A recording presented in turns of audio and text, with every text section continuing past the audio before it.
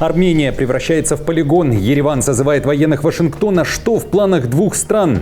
Кому война, а кому мать родна? Украина бьет по рукам коррупционеров. НАБУ и САП после недели разборок с Зеленским заявляет о раскрытии крупной схемы распила военного бюджета. Подозреваемые – подчиненные президента. Детали. Наступление РФ. Армия России атакует. Западная пресса пишет о масштабах потери территории Украиной. Куда движутся войска? Охота за морскими дронами Киева. В Украине заявили, что Россия готовится к удару с моря. Зеленский записал срочное обращение к Путину. Предупреждение Киева. Что происходит? Покушение на Буданова. Глава украинской разведки – одна из главных целей Москвы. Россия собирается очиститься от мигрантов по языковому принципу. Перед кем закроют двери? Германия сталкивается с проблемой. В стране началась охота за медью под прицелом электрозаправки. В Китае готовятся к чемпионату по футболу среди гуманоидов, а Сенат США уходит на каникулы, оставив Трампа 1 на 1 с Путиным. Досмотрите. Всем привет, это «Время Прядко». Коротко, четко и по делу о том, о чем говорят в мире. Если вам есть что сказать, делитесь своими мыслями и отвечайте на мои вопросы в комментариях. За лайк и подписку буду особенно благодарен. Время начать. Территория Армении на 8 дней превращается в военный полигон. Ереван сближается со странами Запада и открывает свои границы для их военнослужащих. В стране пройдут масштабные совместные с США военные учения Eagle Partner 2025 «Орлиный партнер». Главная задача, по сообщениям армянского Минобороны, отработка миротворческих задач с акцентом на медицинскую эвакуацию. Цель маневров, далее цитата, повышение готовности миротворческого подразделения вооруженных сил страны, обмен опытом, управления и тактической коммуникации. Обмениваться опытом будут миротворческая бригада ВС Армении, военные сухопутных войск США в Европе и Африке, а также Нацгвардии штата Канзас. Напомню, учения Eagle Partner проходили также в 2023 и 2024 годах. В начале января 2025 года Энтони Блинкен, тогда занимавший пост госсекретаря США, заявил, что они укрепляют способность Армении контролировать свои границы. В том же месяце Вашингтон и Ереван подписали соглашение о стратегическом партнерстве. В Кремле, комментируя одни из предыдущих маневров, заявили, что их проведение не способствует стабилизации обстановки.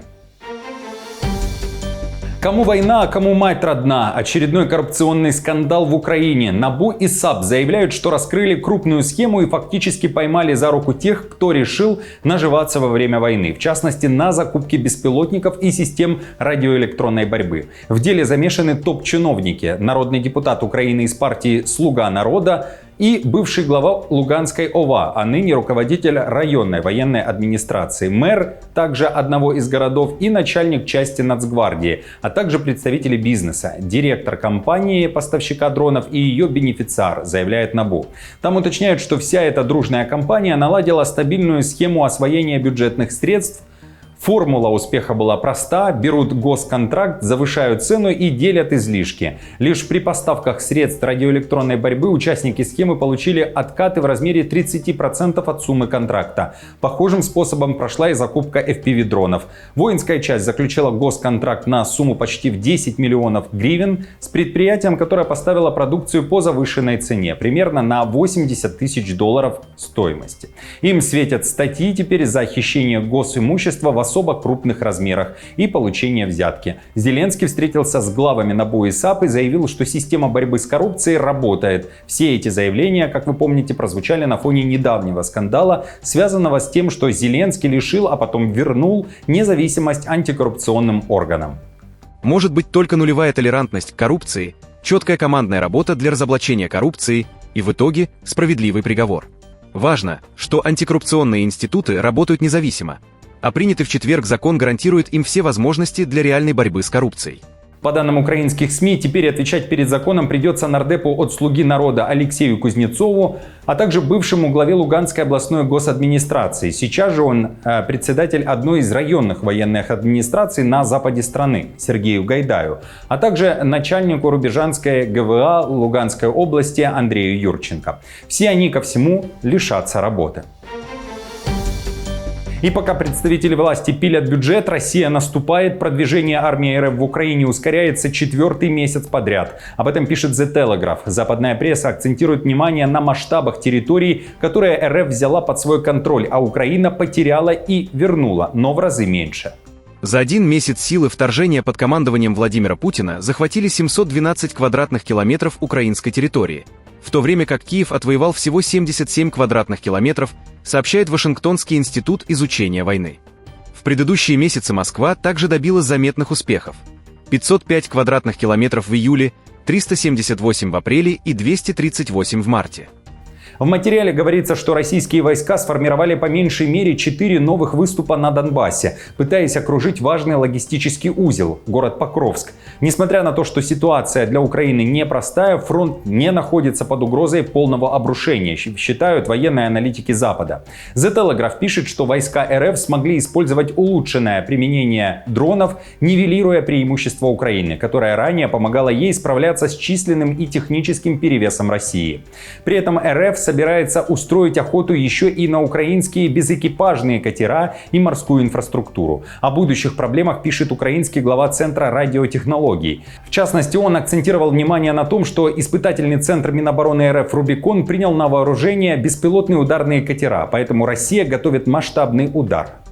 Также этот центр занимается технологиями обнаружения наших бэков с воздуха и их уничтожения.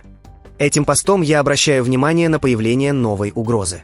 Кто знает, что такое Рубикон, тот понимает, что все будет серьезно, чтобы мы не охали и не ахали. Нужно уже разрабатывать системы поиска ударных катеров и их уничтожения. FPV-дроны успешно справляются с этими задачами. Главное – организация. В Украине тем временем говорят, что РФ наносила уже как минимум десятки ударов с целью убийства главы украинской разведки Буданова, который признан в России террористом и экстремистом. О количестве покушений рассказал сам Буданов. Честно, я даже не знаю, точную цифру не знаю. Больше 10 точно. Откровенно говоря, думаю, около 20. Интересно, как устроена психология человека с погонами, который живет такой жизнью? Нормально, абсолютно. Это мой осознанный выбор. А давайте так. Мы несем смерть нашим врагам. И для меня нормально, что они пытаются ответить нам тем же. Я даже не осуждаю их, когда речь идет обо мне или об офицерах, которые занимаются такими вещами. Кроме того, комментируя заявление бывшего советника Путина Владислава Суркова о возможном распаде НАТО и ЕС по аналогии с СССР и Варшавским договором, Буданов заявил, что действительно Североатлантический альянс может прекратить свое существование, если нынешняя политика со стороны Соединенных Штатов не изменится. Предлагаю послушать. Я не говорю, что это стопроцентный вариант. Но это один из вероятных вариантов. Потому что просто закрывать все время глаза, говоря, мы все сочувствуем, Россия делает плохо, а Украина молодец. Но когда никто так и не смог сделать резких шагов, чтобы не то что этому помешать, а изменить это все. Это толкает всех в вопрос неуверенности в будущем развитии существующих сейчас геополитических образований. В Лондоне же дали прогноз о завершении войны. Глава МИД Лемми уверен, оружие не утихнет и в 2026 году. Война продолжится еще как минимум год. Вот как он это обосновал. Моя трезвая оценка – Путин не готов к серьезным переговорам. У него все еще есть максималистские и империалистические амбиции. Битва, которую ведет Украина при поддержке Великобритании, Европы и Америки, огромна. Я подозреваю, что через год переговоры будут идти. Вопрос в том, насколько серьезно к ним относится Россия. Зеленский, который на этой неделе предлагал Путину встречу, накануне вечером записал обращение и фактически адресовал его Путину, заявив, что Россия затягивает войну, а поэтому будет получать, далее цитата, «справедливые ответы», прямо сказав о дальнобойных ударах по российским объектам, схожими с теми, что были накануне, в том числе и по НПЗ. Через несколько часов после появления этого видео от Зеленского Россия ударила по Киеву баллистикой с территории Брянска, так сообщали мониторинговые каналы. Готовит и свой удар США. Западная пресса пишет, что Сенат уходит на каникулы, фактически передавая Трампу все полномочия по введению санкций против России, тем самым позволяя ему единолично решать судьбу давления на Путина без парламентского контроля. Сохранение экономического давления на Россию, особенно за счет ударов по ее нефтяным доходам, остается ключевым элементом сдерживания и ограничения нынешней и будущей военной и внешней политики России, отмечают эксперты Центра стратегических и международных исследований в своем недавнем докладе. Друзья, верите ли вы в распад НАТО, чего не исключает Буданов, а также как вам прогноз главы британского МИДа о том, что война продлится еще как минимум год? Как вы считаете, сколько она в целом может еще длиться и какие сценарии ее завершения вы видите? Напишите ответ под этим видео, если не затруднит. Поддержите меня лайком, подпиской и репостом. Это необходимо для алгоритмов и продвижения видео. Спасибо вам, а я продолжаю. США готовятся устроить войну с Пекином, экономическую. Причина – поддержка Китаем военной машины Путина. Об этом пишет Вашингтон-Пост. В Сенате США уже представлен двухпартийный законопроект, обязывающий администрацию Трампа ввести санкции против китайских компаний, банков и физлиц, поддерживающих российскую оборонную промышленность. Вашингтон-Пост со ссылкой на свои источники в Сенате пишет, что КНР поставила около 70% оборудования, необходимого для пополнения арсеналов ракет, дронов и других боеприпасов России. Китай при этом всегда отвергал обвинения западных лидеров в поддержке России. Тем не менее, сенаторы считают, что удар по китайским структурам, которые помогают армии РФ, приблизит окончание войны и усилит давление на Москву. Хотя вероятность принятия законопроекта невелика, он представляет собой более точечную альтернативу масштабному санкционному пакету от сенаторов Линдси Грэма и Ричарда Блюменталя, который предусматривает 500% пошлины на государство, продолжающие покупать российский уран и газ, практически отрезая их от экономики США.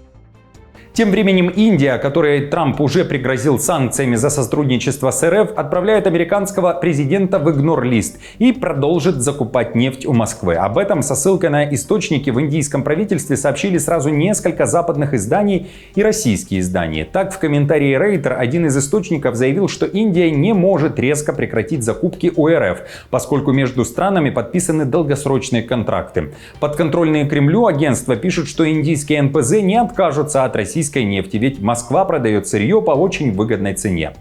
С начала войны в Украине Индия резко увеличила импорт нефти из России. Сейчас на нее приходится более трети всех поставок в страну. С объемами свыше 2 миллионов баррелей в день Индия стала вторым крупнейшим покупателем российской нефти после Китая, уточняют авторы материала. Два высокопоставленных индийских чиновника опровергли, что Индия прекратит закупки нефти у России, заявив, что политика страны не изменилась. Один из них отметил, что правительство не давало никаких указаний нефтяным компаниям сокращать закупки у России. Трамп не уточнил, в чем будет заключаться наказание за непослушание. Россия решила очиститься от мигрантов по языковому принципу. Власти РФ хотят выкинуть трудовых мигрантов из сферы услуг без русского языка. Не говоришь – не работаешь. В частности, Минтруд РФ предлагает запретить работать таким людям продавцами, таксистами и, конечно, в медицинской сфере. То есть новый запрет может коснуться тех, чья работа требует общения с людьми. Сейчас же приезжие по квотам могут спокойно работать, не сдавая экзамен по языку. Но в министерстве считают, пора закручивать гайки.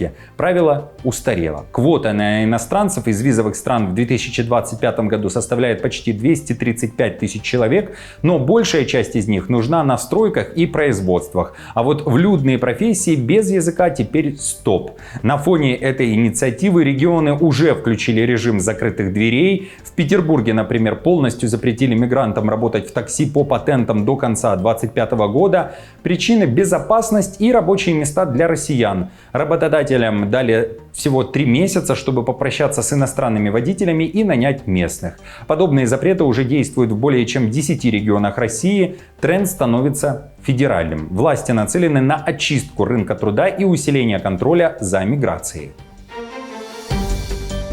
Охота за медью в Германии. Зарядить электрокар в этой стране теперь настоящая проблема. Дело в том, что в ФРГ резко подскочило число краж кабелей, предназначенных для зарядки электромобилей. Об этом пишет издание Bild. Провода содержат медь, на которую как за золотом охотятся злоумышленники. Особенно яро грабители орудуют в федеральных землях Северный Рейн, Вестфалия, Саксония и Нижняя Саксония. Так, в Ганновере в июне зарегистрировано не менее 5 краж, а в Лейпциге исчезли более 40 зарядных кабелей. Воры режут провода на удаленных и плохо освещенных станциях. Ремонт может занять до 2 недель, а для повторного запуска системы требуется еще и проверка счетчиков. Наибольшие потери понес крупнейший оператор ENBW. у которого по всей стране более 7000 зарядных станций. Воры получают за один кабель около 50 евро. Однако ущерб от таких краж может достигать 16 тысяч евро на одну станцию. Сами зарядки, по словам ENBW, часто расположены в плохо освещенных местах, и ночью рядом нет открытых заведений. И напоследок не о политике и коррупционерах, а о развитии технологий. Вместо живых футболистов – роботы. Гуманоиды, созданные в Китае, уже неплохо гоняют мяч на импровизированном футбольном поле в Пекине. Одного из роботов-игроков зовут Т1. В июле этого года он вместе с командой выиграл золотую медаль на RoboCup. Это чемпионат мира по футболу среди роботов. Сейчас роботы готовятся к следующим соревнованиям, первым в мире спортивным играм для гуманоидов, которые начнутся в Пекине 15 августа. Каждый робот оснащен камерами и сенсорами, которые позволяют автоматически видеть мяч и ориентироваться на поле. Именно искусственный интеллект решает, как двигаться, когда пасовать или куда направлять мяч. Футбол помогает серьезно продвинуться в таких областях, как восприятие, принятие решений и техника управления, а также в построении команд и действиях против соперника. Если мы сможем доказать эффективность этих технологий здесь, их можно будет применять в решении более сложных задач в социальной сфере, например, на фабриках или в домашних условиях. Я считаю, это двухэтапный подход. Друзья, спасибо вам за просмотр и хорошего вам дня. Не забудьте подписаться на канал и поставить лайк этому видео. А я напомню, новости за неделю собраны в плейлист. Переходите и смотрите. До встречи.